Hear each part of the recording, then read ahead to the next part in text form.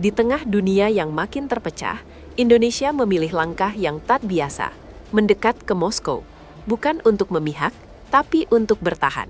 Harga energi, ketahanan tangan, kekuatan pertahanan, semuanya bisa berubah setelah pertemuan Prabowo dan Putin di Hebohkan dunia.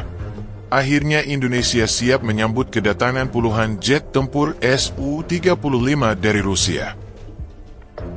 Wacana kembalinya rencana Indonesia untuk memborong jet tempur Su-35 dari Rusia kembali menguat dan memicu perhatian publik serta pengamat pertahanan. Guys, Presiden Prabowo Subianto diketahui tengah menjalankan kunjungan bilateral untuk menemui Vladimir Putin ke Rusia. Salah satu tujuan Pak Prabowo datang ke Rusia jauh-jauh dari Indonesia, teman-teman, adalah untuk menjalin kerjasama energi bahkan hingga militer. Informasi ini sudah dirilis secara resmi, bahkan di konten TV pun sudah ditayangkan. Dalam press release singkatnya, di sini Presiden Prabowo Subianto bertemu secara langsung dengan Presiden Rusia Vladimir Putin di Kremlin guna membahas kerjasama strategis lintas sektor. Kerjasama mencakup energi, perdagangan, pertanian, hingga militer yang dinilai makin konkret dan berkembang pesat. Pertemuan ini menjadi salah satu langkah penting Indonesia dalam memperkuat posisi di tengah dinamika global. Nah, teman-teman, pertemuan ini tentu menunjukkan bahwa Indonesia sudah mulai berganti arah, sudah mulai mengganti haluan. Yang kemarin-kemarin sangat ini, teman-teman, ya tunduk kepada Amerika. Saya bisa sebut seperti itu.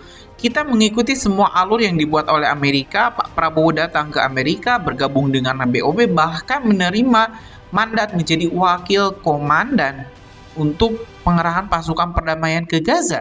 Nah, kayaknya Pak Prabowo sekarang sudah mulai ganti arah nih. Karena kalau misalnya Pak Prabowo menjalin kerjasama dengan Rusia, yang mana Rusia itu masih disanksi oleh Amerika dan juga dilarang ini minyaknya diperjualbelikan, kan itu menjadi sebuah tanda tanya juga oleh Amerika. Lu mau sekutuan sama siapa? Nah, emang Indonesia itu kan politik bebas aktif ya teman-teman. Kita itu non-blok, ke sana teman, ke sini teman. Cuman di saat ya genting kayak gini, saya rasa non-blok malah bakal merugikan bagi kita. Kalau misalnya keduanya, ini kemungkinan terburuk keduanya itu menolak Indonesia, ya kita mau ngapain? Jadi Pak Prabowo, saya rasa harus segera menentukan kaki.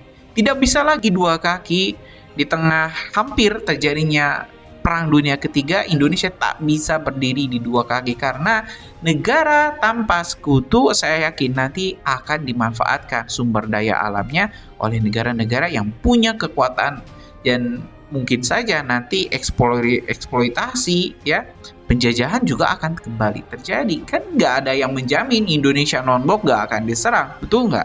Nggak ada jaminan teman-teman, nggak ada satupun jaminan mau itu di PBB ataupun di mana. Nah, kita bakal tengok dulu deh ini ya pertemuannya seperti apa dari Pak Prabowo dan juga Uncle Putin ya. Ini paman Putin kita di Rusia. Kita simak dulu deh informasi selengkapnya, teman-teman. Presiden Rusia Vladimir Putin membuka peluang besar kerjasama dengan Indonesia. Dalam pertemuan penting bersama Presiden RI Prabowo Subianto di Istana Kremlin, Moskow, Senin 13 April 2026, sinyal kuat kemitraan strategis kedua negara makin terlihat jelas. Pertemuan bilateral ini bukan sekadar formalitas. Putin bahkan menyebut diskusi tersebut berbobot dan penuh makna. Ia menegaskan hubungan Indonesia-Rusia kini memasuki fase yang lebih konkret setelah adanya deklarasi kemitraan strategis sebelumnya. Putin mengungkapkan, kerjasama ekonomi dan perdagangan antara kedua negara menunjukkan tren positif. Bahkan, tercatat meningkat hingga 12%. Meski di awal 2026 sempat melambat, kedua negara tidak tinggal diam. Mereka langsung mencari solusi, salah satunya lewat pertemuan tingkat tinggi seperti ini. Hasilnya mulai terlihat. Kerjasama lintas sektor kini semakin luas dan konkret. Mulai dari sektor energi yang jadi perhatian utama di tengah tantangan global, hingga sektor strategis lain seperti antariksa, pertanian, industri, dan farmasi. Yang menarik, kerjasama juga merambah ke bidang militer. Namun, bukan dalam bentuk alutsista, melainkan fokus pada pendidikan dan pengembangan sumber daya manusia. Rusia membuka peluang bagi Indonesia untuk meningkatkan kapasitas melalui pendidikan militer. Putin menegaskan, hubungan kedua negara tidak hanya berjalan di level pemimpin. Kementerian Luar Negeri Indonesia dan Rusia juga terus berinteraksi secara intens untuk memastikan semua kerjasama berjalan efektif dan berkelanjutan. Sementara itu, Prabowo menyambut positif hasil pertemuan ini. Ia menegaskan bahwa hampir semua sektor kerjasama telah disepakati dan bahkan mengalami kemajuan pesat. Namun Prabowo juga mengakui masih ada beberapa poin yang perlu dipercepat. Menariknya, ia menyatakan akan turun langsung untuk memastikan proses tersebut berjalan lebih cepat dan efektif. Langkah ini menunjukkan keseriusan pemerintah Indonesia dalam memperkuat posisi di tengah dinamika global, terutama dalam hal kemandirian energi, teknologi, dan pertahanan. Kerjasama ini juga menjadi penting karena dunia saat ini sedang menghadapi ketidakpastian, mulai dari geopolitik hingga krisis energi. Dengan memperluas mitra strategis, Indonesia berupaya menjaga stabilitas ekonomi sekaligus memperkuat ketahanan nasional. Bagi publik, dampaknya bisa sangat besar. Kerjasama energi, misalnya, berpotensi membantu menjaga pasokan dan harga energi tetap stabil. Sementara di sektor pertanian dan industri, peluang transfer teknologi bisa meningkatkan produktivitas dalam negeri. Di sisi lain, kerjasama pendidikan militer bisa memperkuat kualitas sumber daya manusia Indonesia di bidang pertahanan, tanpa harus bergantung sepenuhnya pada pembelian alat. Pertemuan Prabowo dan Putin ini bukan hanya soal diplomasi, tetapi tentang arah masa depan Indonesia. Dari energi, pangan, hingga pertahanan, semuanya berkaitan langsung dengan kebutuhan masyarakat. Jika kerjasama ini berjalan optimal, Indonesia bisa semakin mandiri, tidak mudah terdampak gejolak global, dan punya posisi tawar yang lebih kuat di dunia internasional. Pada akhirnya, kerjasama antar negara akan berdampak langsung ke kehidupan kita sehari-hari.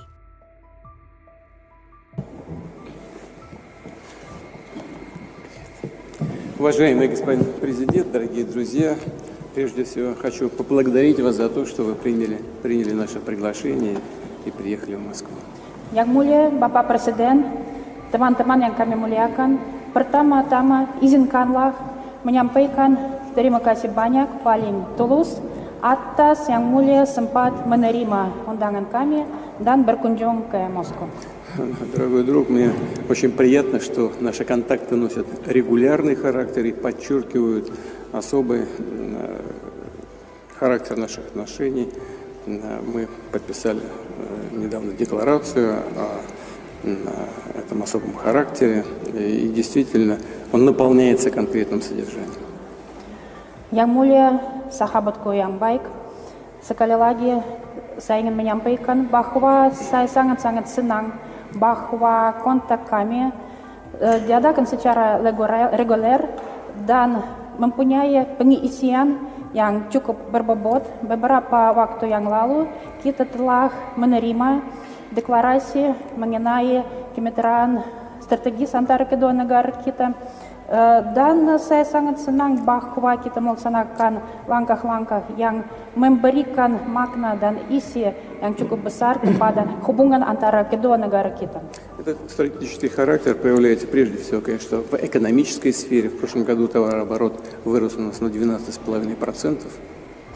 Pertama-tama, kalau kita bicara mengenai karakter strategis hubungan, kalau kita bicara mengenai karakter strategis hubungan bilateral, kita memaknakan kerjasama di bidang ekonomi dan perdagangan. Pada tahun yang lalu, perdagangan bilateral naik dengan 12%. В начале этого года, к сожалению, произошла некоторая корректировка, но у нас активно работает межправкомиссия. Надеюсь, что ваш визит тоже послужит тому, что мы найдем необходимые решения, чтобы ситуация у нас оставалась стабильной и демонстрировала рост по результатам этого года.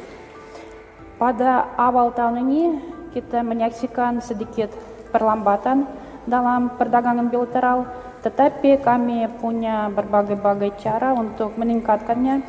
Kami memberikan makna besar kepada Komisi Bersama Antar Pemerintah, dan kami berharapan bahwa dalam pertemuan hari ini Yang Mulia kita akan sempat mencari berbagai solusi untuk tetap meningkatkan kemitraan antara kedua negara kita. И наши коллеги с обеих сторон, и мы с вами неоднократно обращали внимание на наиболее перспективные направления взаимодействия.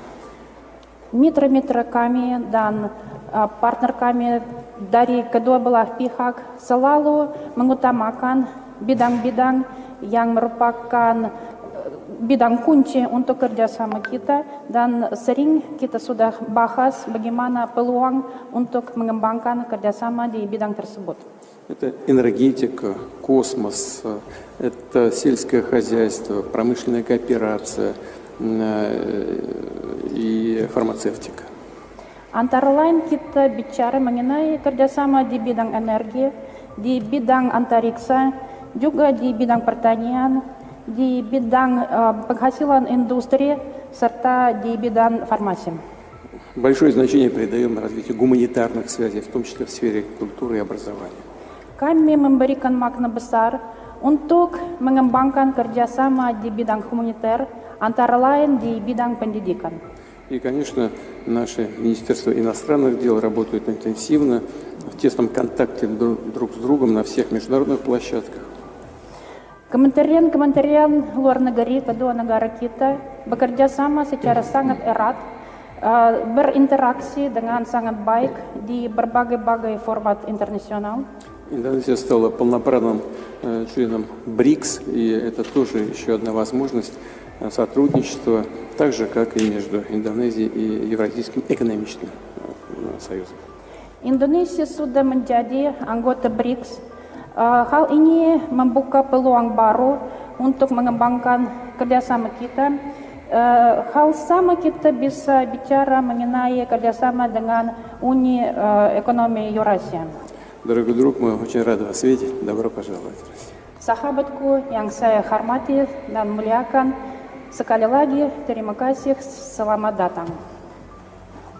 Terima kasih Yang Mulia Presiden Putin. Saya yang terima kasih karena saya diterima dengan permintaan yang begitu singkat, tapi di tengah kesibukan Yang Mulia bisa terima saya. Saya sangat terima kasih. Большое спасибо, Ваше Превосходительство, уважаемый господин президент. Я также хотел бы выразить искреннюю признательность за то, что вы нашли время встретиться со мной, несмотря на уведомление, направленное в достаточно короткий срок. Тем не менее, очень признателен, что в своем занятом графике вы выделили время для проведения данной встречи.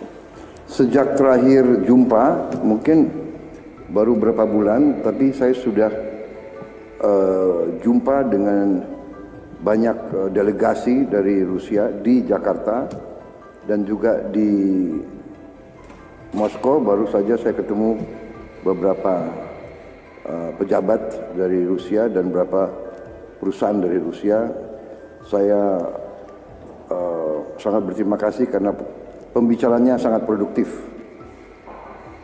Несмотря на то, что с момента нашей последней встречи прошло всего несколько месяцев, за это время я уже успел встретиться с большим числом российских делегаций, посетивших Джакарту, а также провести встречи в Москве. Перед нашей с вами сегодняшней встречей я также провел встречи с представителями российских ведомств, представителями российских компаний, и считаю, что данные встречи прошли продуктивно. Maksud dan tujuan saya hari ini datang intinya adalah untuk mengucapkan terima kasih kepada Presiden Putin, pemerintah Rusia atas dukungan Rusia kepada Indonesia. Pertama, kami diterima begitu cepat di BRICS. Цель моего сегодняшнего визита – это в первую очередь выразить нашу признательность лично вам и также правительству Российской Федерации за поддержку, оказываемую Российской Федерацией Республике Индонезию, в первую очередь за то, в какие сжатые сроки Индонезии удалось присоединиться к БРИКС.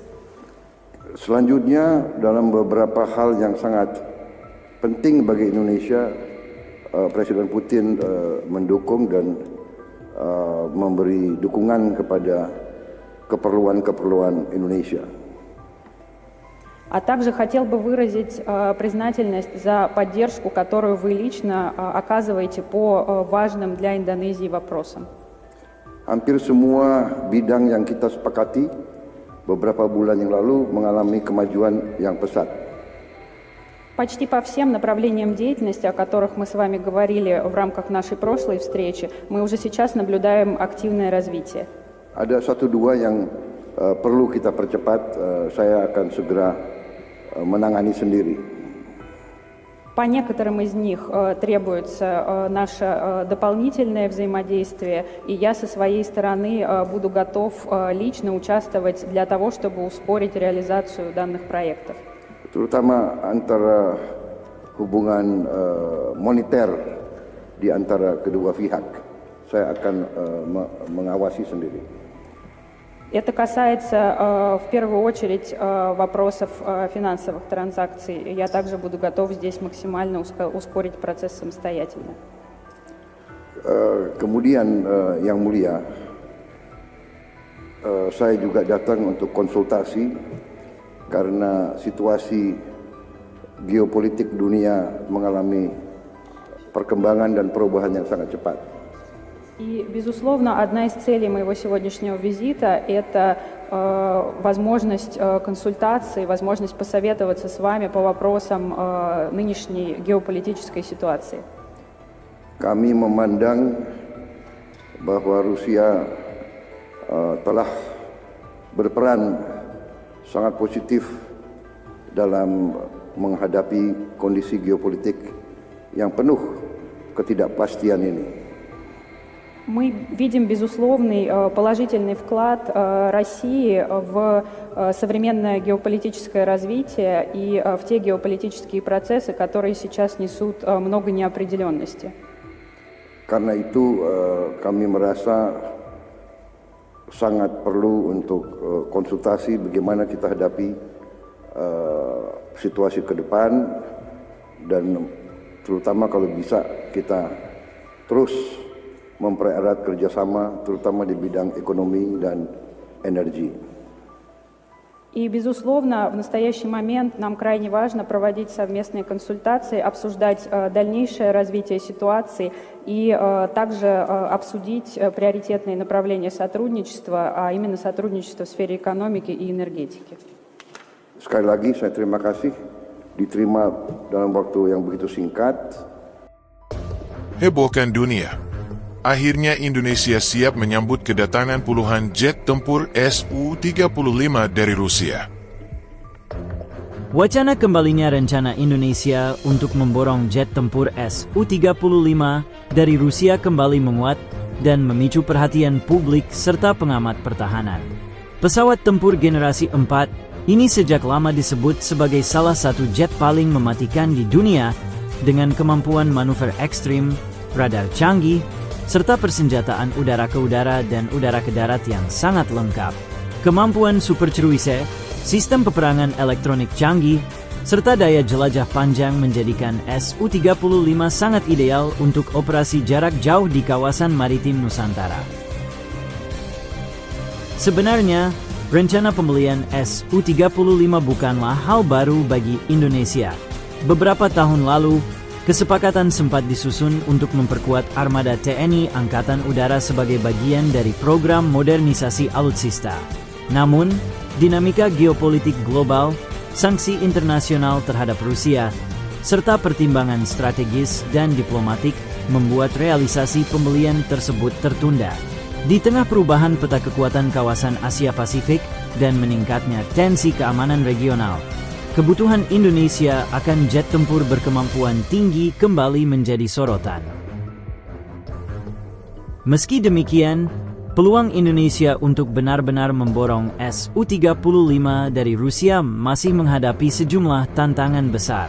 Faktor sanksi ekonomi dan pertahanan, tekanan politik dari negara-negara besar, serta kebutuhan interoperabilitas dengan sistem alutsista lain menjadi pertimbangan serius. Pemerintah Indonesia juga harus menimbang keseimbangan antara kepentingan pertahanan nasional dan hubungan diplomatik dengan berbagai mitra strategis. Di sisi lain, Rusia terus menunjukkan minat kuat untuk menjadikan Indonesia sebagai mitra utama di kawasan Asia Tenggara. Satu hal yang pasti, setiap sinyal mengenai Su-35 selalu mampu mengguncang perhatian dunia dan memunculkan pertanyaan besar. Tawaran kerjasama yang mencakup transfer teknologi, perawatan jangka panjang, hingga skema pembayaran fleksibel bisa menjadi daya tarik tersendiri. Jika negosiasi dilakukan dengan cermat dan penuh perhitungan, peluang Su-35 kembali masuk radar kebijakan pertahanan Indonesia tetap terbuka. Pada akhirnya, keputusan untuk memborong jet tempur Su-35 akan sangat bergantung pada arah politik luar negeri Indonesia, kesiapan anggaran pertahanan, serta strategi jangka panjang TNI Angkatan Udara dalam menghadapi tantangan masa depan. Su-35 dinilai mampu memberikan keunggulan signifikan dalam penguasaan udara, terutama untuk menjaga wilayah udara Indonesia yang sangat luas dan strategis. Sejumlah pengamat menilai bahwa Indonesia saat ini berada pada posisi yang jauh lebih matang dibanding beberapa tahun lalu dalam menentukan arah modernisasi kekuatan udara. Pengalaman menghadapi dinamika pengadaan alutsista, termasuk pembelian jet tempur dari berbagai negara, membuat pemerintah lebih berhati-hati namun juga lebih strategis. Dalam konteks ini, Su-35 dipandang bukan sekadar pesawat tempur, melainkan simbol kemandirian dan keberanian Indonesia dalam menjaga kepentingan pertahanannya sendiri. Dari sisi militer murni, kehadiran Su-35 akan memberikan efek gentar yang signifikan di kawasan. Namun, jalan menuju realisasi pembelian tersebut jelas tidak mudah. Indonesia saat ini juga tengah menjalin kerja sama pertahanan dengan sejumlah negara barat, termasuk dalam pengadaan jet tempur generasi terbaru. Hal ini menuntut perhitungan cermat agar tidak terjadi ketergantungan berlebihan pada satu kubu, sekaligus menjaga fleksibilitas politik luar negeri bebas aktif yang selama ini menjadi prinsip utama Indonesia. Jet tempur ini dikenal memiliki kemampuan dogfight yang sangat superior, bahkan sering disebut mampu menandingi jet generasi kelima dalam pertempuran jarak dekat. Menariknya, beberapa skenario alternatif mulai mencuat. Salah satunya adalah kemungkinan pembelian Su-35 dalam jumlah terbatas, bukan sekadar memborong besar-besaran.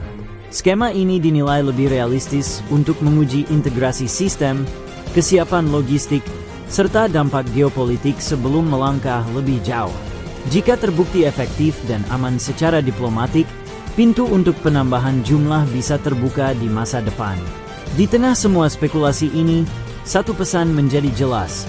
Indonesia tidak lagi berada pada posisi pasif dalam urusan pertahanan. Setiap opsi, termasuk Su-35, dipertimbangkan secara matang demi menjaga kedaulatan dan keamanan. Ya teman-teman, sudah kita simak ya jalannya perundingan kerjasama pertemuan bilateral antara Pak Prabowo dan juga Presiden Vladimir Putin di Kremlin Rusia. Kita terus sangat berharap ada deal-deal politik yang luar biasa menguntungkan bagi Indonesia. Jangan sampai ya kita malah ke sana malah dapat boncos. Nah, tapi saya yakin sih teman-teman, Rusia dalam sejarah Indonesia lebih banyak membantu kok. Lebih banyak membantu dari mulai era perjuangan kita. Itu Rusia adalah salah satu negara yang memodernisasi militer Indonesia dengan memberikan banyak sekali bantuan militer. Bahkan KRI Irian Jaya, salah satu kapal perang pertama terbesar Indonesia, juga pemberian dari Uni Soviet saat itu ya. Walaupun ya bukan Rusia tapi masih berbentuk Uni Soviet, tapi memang kita punya histori yang cukup baik dengan pihak Rusia. Ya mudah-mudahan kita bisa melanjutkanlah kerjasama ini. Jangan terlalu bergantung dengan Amerika juga, biar kita bisa punya penyeimbang. Oke teman-teman, mungkin itu informasi kita hari ini. Terima kasih. Assalamualaikum warahmatullahi wabarakatuh.